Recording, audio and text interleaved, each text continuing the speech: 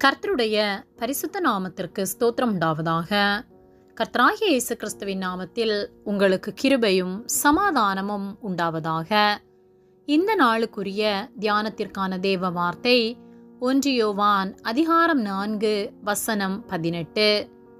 அன்பிலே பயமில்லை, பூரண அன்பு பயத்தை புறம்பே தள்ளும். பயமானது வேதனையுள்ளது, பயப்படுகிறவன் அன்பில் பூரணப்பட்டவன் அல்ல. பிரியமானவர்களே, கர்த்தருடைய பிள்ளைகளாகிய நாம் அன்புள்ளவர்களாக இருக்க வேண்டும். அன்பே பிரதானம். அன்பில்லாமல் ஒன்றுமில்லை. கர்த்தராகிய இயேசு கிறிஸ்து இந்த உலகத்தில் மனிதனாய் வந்து நமக்காக இரத்தம் சிந்தினதின் நோக்கம் என்ன தெரியுமா? அவர் நம்மேல் வைத்துள்ள அன்பு. அவர் நம்மை அதிகமாக நேசித்தது நிமித்தமாய் நாம் அழிந்து போகக்கூடாது என்பதற்காக நம்முடைய பாவங்களை அவர் சுமந்தார்.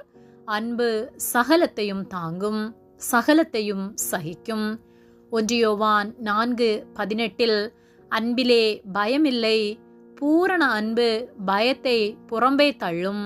பயமானது வேதனையுள்ளது, பயப்படுகிறவன் அன்பில் பூரணப்பட்டவன் அல்ல என்று சொல்லப்பட்டுள்ளது. அன்பிலே பயமில்லை. நாம் பயப்படுகிறவர்களாக இருக்கின்றோமா, இல்லை பயமில்லாதவர்களாய் வாழ்ந்து கொண்டிருக்கின்றோமா என்பதை நாம் சிந்தித்து பார்க்க வேண்டும். பயப்படுகிறவன் அன்பில் பூரணப்பட்டவன் அல்ல என்று வேத வார்த்தை சொல்லுகிறது. இந்த உலகத்தில் நடக்கின்ற காரியங்களை நாம் நோக்கி பார்ப்போமானால் நம்மால் பயமில்லாமல் வெளியே சென்று வர முடிகின்றதா?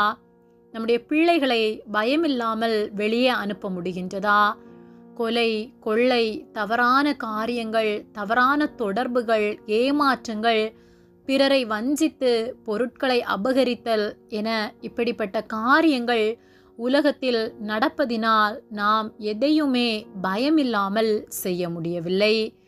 அன்பில்லாமையால் இப்படிப்பட்ட காரியங்கள் நடந்து வருகின்றன. கடைசி நாட்களில் அன்பு தணிந்து போகும் என்று வேத வார்த்தை சொல்லுகிறது.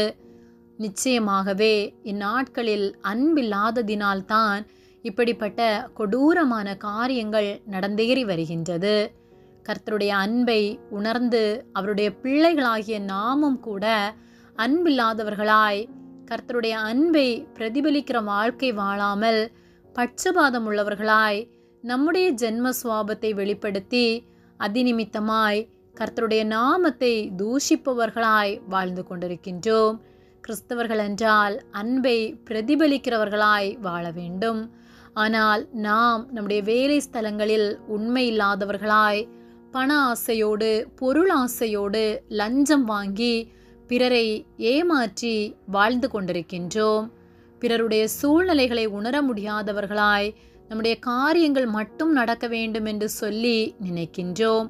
அன்பே இல்லாமல் செயல்படுகின்றோம். ஒருவேளை நாம் அப்படிப்பட்ட குணமுள்ளவர்களா என்பதை நாம் சிந்தித்து பிறர் பயமில்லாமல் வாழ நாம் வழி செய்வோம். கர்த்தரிடத்தில் நம்முடைய பாவங்களை அறிக்கை செய்து ஆவியின் கனியாகிய அன்பை அவரிடத்திலிருந்து பெற்று அவருக்கு உண்மையுள்ள வாழ்க்கை வாழ்வோம்.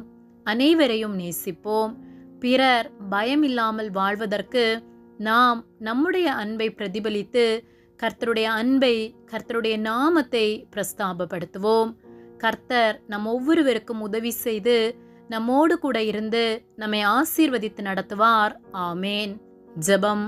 எங்களை அதிகமாக நேசித்து வழிநடத்தி வருகிற அன்பின் பரிசுத்த பிதாவே, இந்த நாளை நாங்கள் காணும்படியாகவும் உம்முடைய வார்த்தையை தியானிக்கும்படியாகவும் நீர் தந்த நேரத்திற்காக, கிருபைகளுக்காக உமக்கு நன்றி செலுத்துகின்றோம்.